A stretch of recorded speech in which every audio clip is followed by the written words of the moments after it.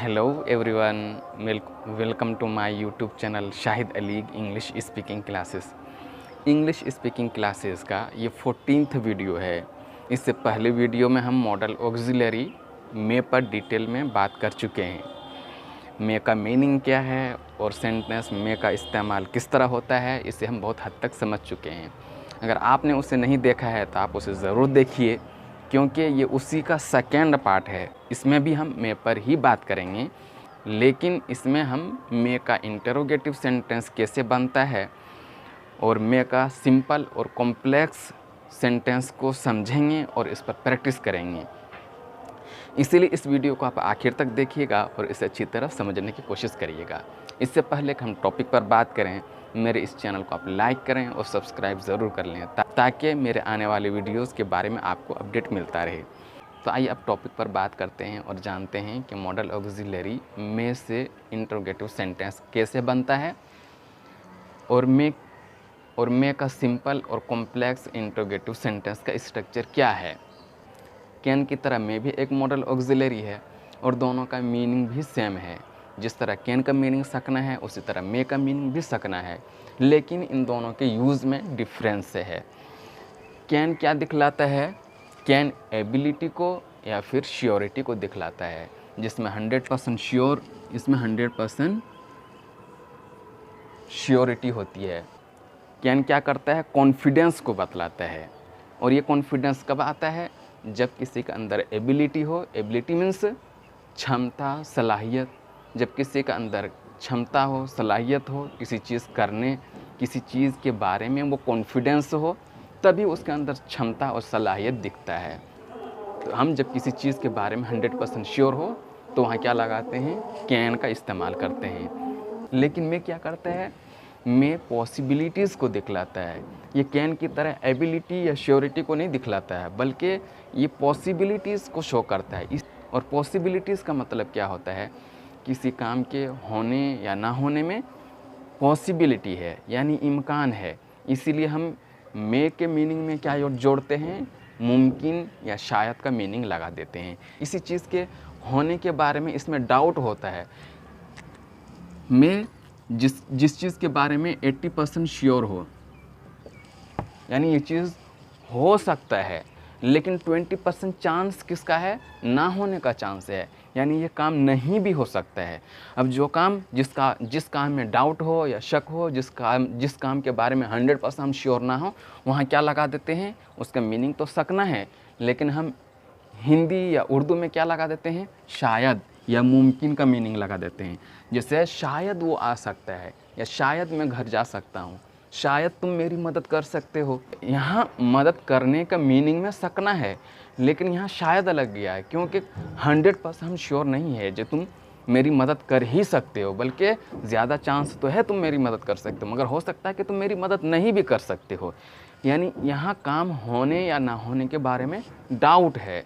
100% तो श्योर नहीं है, मगर 80% होने का चांस है, 20% नहीं भी होने का चांस है। तो यहाँ जिसमें पॉसिबिलिटीज़ है, जो हो भी सकता है, नहीं भी हो सकता है, इसीलिए इसको इम्कान कहते हैं कि मुमकिन है कि वो तुम्हें मदद कर सके, मुमकिन है कि वो तुम्हें बुला सके, या शायद वो तुम्हें बुला सके, या शायद मैं तुमसे मिल सकूं। तो यानी मिलने का चांस तो है, 80% चांस है मैं मिल सकूं, मगर 20% नहीं भी चांस है। मे भी कैन की तरह एक मॉडल ऑक्सिलरी है, इसलिए मे का सिंपल और कॉम्प्लेक्स क्वेश्चन बनाने का स्ट्रक्चर कैन की तरह ही है। अगर हमें मे का सिंपल क्वेश्चन बनाना हो तो क्या करते हैं? सबसे पहले मे लगाते हैं, फिर सब्जेक्ट, फिर वर्ब, फिर ऑब्जेक्ट लगा देते हैं। अगर हमें कहना हो क्या वो तुम्हारी मदद कर सकता है, तो क्या कहेंगे?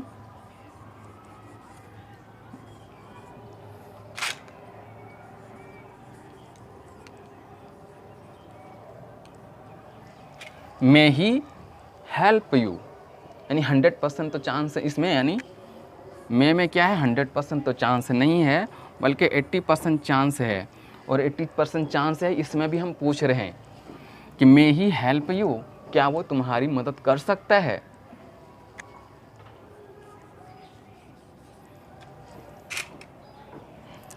अब अब किसी के बारे में हम जब 100% श्योर ना हो कि ये काम कर सकता है, तो हम उससे पूछते हैं कि क्या पूछते हैं, हम उसको किस तरह पूछते हैं, हम तब कैन से नहीं पूछते हैं, बल्कि हम किससे पूछते हैं, मे से पूछते हैं। क्या तुम पानी ला सकते हो, तो मे यू ब्रिंग वाटर, यानी ये पानी ला भी सकता है या नहीं भी ला सकता है, ठीक है। और ये कब करते हैं, जब हम फॉर्मल बात करते हैं। सपोज़ कीजिए अगर हम किसी अजनबी से काम कराना चाहते हैं, तो उससे हम क्या कहेंगे, अबे इधर आ, ये मेरा काम कर दे। उससे हम इनफॉर्मल बातें नहीं करेंगे। हम ऐसा नहीं कह सकते हैं कि अरे इधर आ, ये काम कर दे, इस तरह नहीं कहेंगे, बल्कि हम कह सकते हैं कि प्लीज़ इधर आइए और मेरा ये काम कर दीजिए। ऐसी बात जिसमें हम फॉर्मल कन्वर्सेशन करते हैं, यानी दोस्तों की तरह बात नहीं करते हैं, बल्कि एक थोड़ा सा तकल्लुफ़ है, दूरी है, यानी जब हम बात करते हैं तो डिस्टेंस का पता चले। तो वैसे गुफ्तगू हम क्या करते हैं, वैसा कन्वर्सेशन में क्या कह सकते हैं, क्या तुम मेरे लिए थोड़ा पानी ला सकते हो। अब अगर अजनबी से बोलेंगे थोड़ा मेरे लिए पानी ला सकते हो, तो ये ऐसा ही तो बोलेंगे। जब ऐसा बोलेंगे तो वहाँ चांस है ला भी सकता है और नहीं भी ला सकता है, तो वहाँ क्या कहेंगे, मे यू हेल्प, यानी मे ही हेल्प यू, क्या वो तुम्हारी मदद कर सकता है, या may you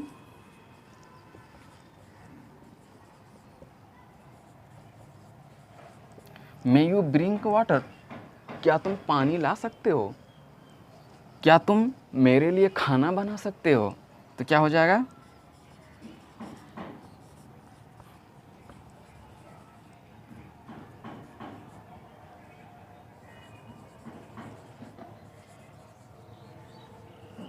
may you cook food for me, क्या तुम मेरे लिए खाना बना सकते हो,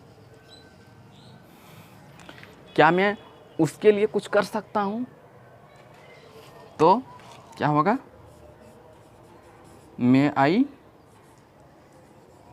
डू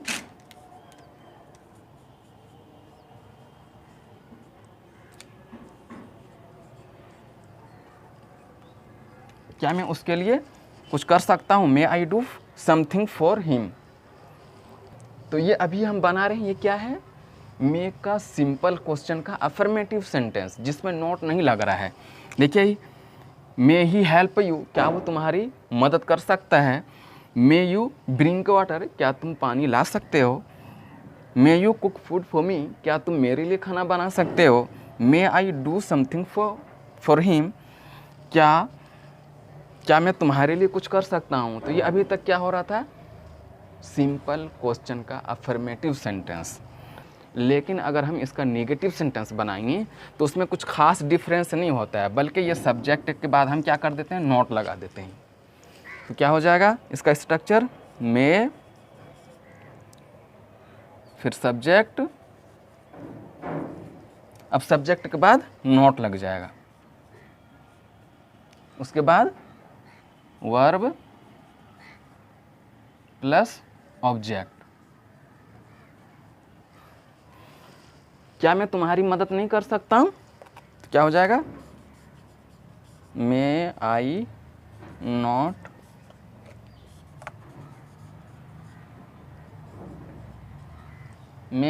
हेल्प यू, क्या तुम मुझे नहीं पढ़ा सकते हो।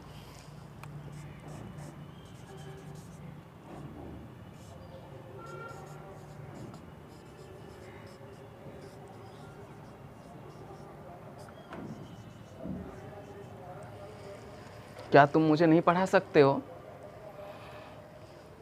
तो नेगेटिव के लिए क्या करते हैं, तो नेगेटिव यानी सिंपल क्वेश्चन का नेगेटिव बनाने के लिए क्या करते हैं हम, यानी सब्जेक्ट के बाद हम नोट लगा देते हैं। जैसे यहाँ नोट लगा दिया है, क्या तुम अपने घर में नहीं सो सकते हो, तो क्या हो जाएगा,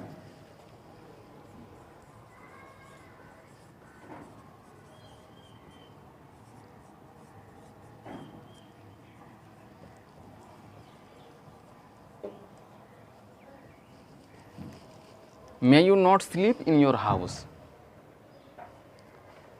क्या मैं अपनी किताब नहीं पढ़ सकता हूँ, तो क्या हो जाएगा,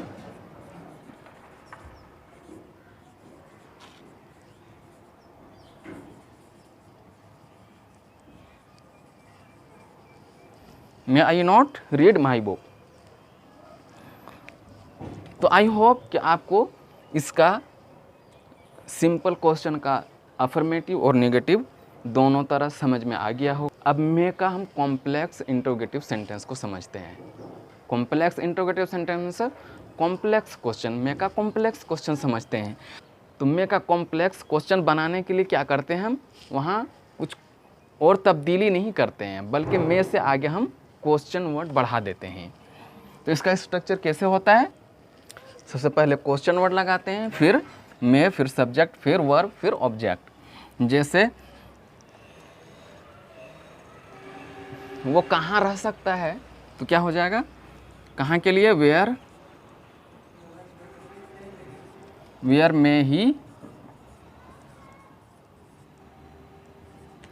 मे ही लिव, वो कहाँ रह सकता है। मैं कहाँ पढ़ सकता हूँ, तो क्या हो जाएगा,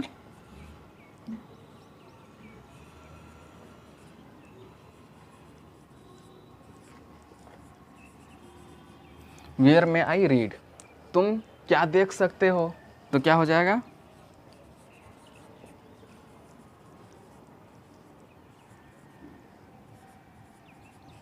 व्हाट मे यू सी,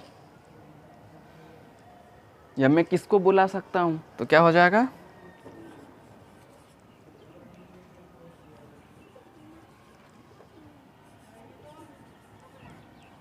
हम में आई कॉल, तुम किस घर में सो सकते हो, क्या हो जाएगा, किसके लिए,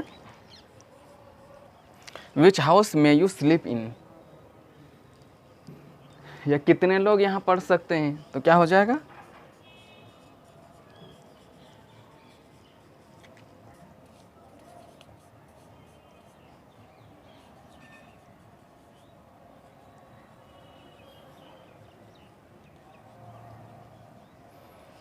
how many people may read here. तो ये सब क्या है, कॉम्प्लेक्स इंट्रोगेटिव सेंटेंस का अफर्मेटिव सेंटेंस, इसमें नोट नहीं लगा है अभी। मे, वेयर मे ही लिव, वो कहाँ रह सकता है, नोट नहीं है। वेयर मे आई रीड, मैं कहाँ पढ़ सकता हूँ। व्हाट मे यू सी, तुम क्या देख सकते हो। Who may I call, home may I call, मैं किसको बुला सकता हूँ। विच हाउस मे यू स्लीप, तुम किस घर में सो सकते हो। How many people may read here, कितने लोग यहाँ पढ़ सकते हैं। तो अभी तक क्या बना, कॉम्प्लेक्स क्वेश्चन का अफर्मेटिव सेंटेंस। लेकिन अगर हमें कॉम्प्लेक्स क्वेश्चन का नेगेटिव सेंटेंस बनाना हो तो उसके लिए हम क्या करते हैं, ये सब्जेक्ट के बाद हम नॉट बढ़ा देते हैं।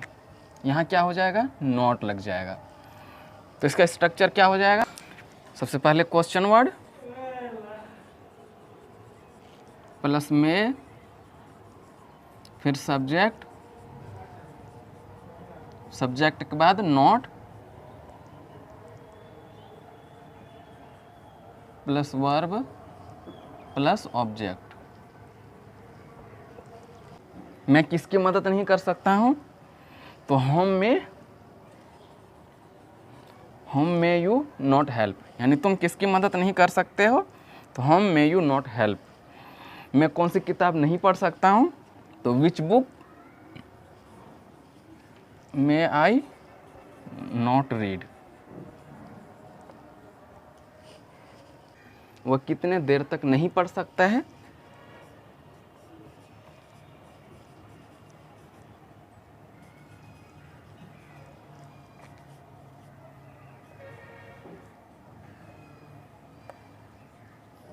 वह कितनी देर तक नहीं पढ़ सकता है, तो how long may he not read.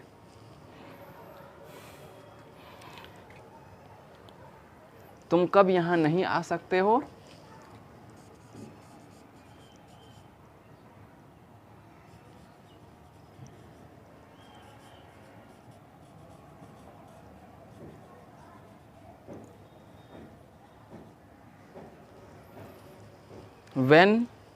when may you not come here। तो ये सब अभी क्या बना, कॉम्प्लेक्स इंट्रोगेटिव सेंटेंस का नेगेटिव सेंटेंस बना। इससे पहले कॉम्प्लेक्स इंट्रोगेटिव सेंटेंस का ये अफर्मेटिव सेंटेंस। तो आई होप कि आपको मे का इंट्रोगेटिव सेंटेंस दोनों सिंपल और कॉम्प्लेक्स सब समझ में आ गया होगा। और मे का कुछ और भी मीनिंग होता है और उसका इस्तेमाल भी कुछ और तरह से होता है जो इस वीडियो में हम नहीं बता सकते हैं, क्योंकि ये वीडियो बहुत लॉन्ग हो जाएगा, इसलिए उसको हम नेक्स्ट वीडियोस में बतलाते हैं। अगर इसमें आपको कोई समझने में कोई दिक्कत हो या सेंटेंस बनाने में कोई आपको प्रॉब्लम हो तो आप मुझे कमेंट करके बता सकते हैं या मुझसे कांटेक्ट कर सकते हैं। मेरा कांटेक्ट नंबर डिस्क्रिप्शन में दिया गया है। या आपको अगर और कुछ मदद चाहिए मुझसे, या आप चाहते हैं कि मैं ऑनलाइन आकर आपसे बात करूं और आपके प्रॉब्लम को सॉल्व करूं, तो वो भी आप कमेंट में बता सकते हैं। तो अब हम नेक्स्ट वीडियोज़ में मिलते हैं।